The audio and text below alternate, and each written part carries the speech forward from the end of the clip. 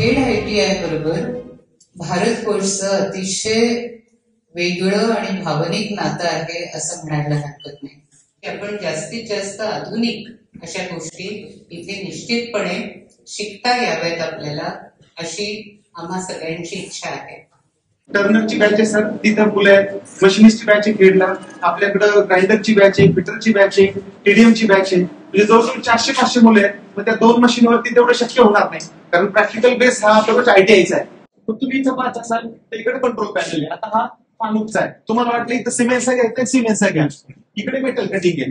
तर याच्यातनं काय झालं की विद्यार्थ्यांचा खूप आत्मविश्वास वाढला। तर 20-20, 25-25 लाखाची मशीन विद्यार्थ्यांना इन्स्ट्रक्टर हातात द्यायला घाबरतात, त्याच्यामुळे टूल तुटला काय झालं, त्याच्यामुळे ह्या भीतीने मुलं शिकत नाही।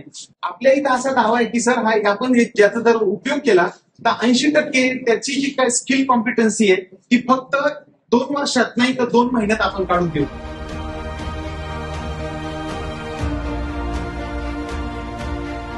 चौरे साहेबांनी भारत कोर्सच्या सहकार्याने आणि ITIच्या सहकार्याने ते लॅब सेटअप केलेली आहे।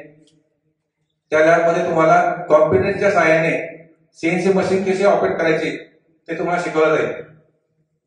प्रत्यक्ष CNC मशीन विकत घ्यायची झाली तर 25-30 लाख रुपये लागतात, परंतु सिम्युलेटरच्या सहाय्याने तुम्ही शिकला तर तुम्हाला 50% याच्यावर शिकता येतात। जपान जर्मनीमध्ये 1 लाख रुपये पगार द्यायला तयार आहे कंपन्या, त्यांना CNC प्रोग्रामर पाहिजे। ऑटोमॅटिक टूल तर VMC मध्ये आहे, CNC मध्ये आहे आणि हे सगळं ऑटोमॅटिक आहे। तर पूर्वी ज्याच्याने ताकद असेल तो टर्नर फिटर व्हायचा, आता मुलं सुद्धा टर्नर फिटर झाल्या। तर चांगले शिकलेली मुलं, चांगले CNC ऑपरेटर, VMC ऑपरेटर, चांगली सगळी मुलं आहेत, निश्चितपणा आज त्यामध्ये डिमांड आहे।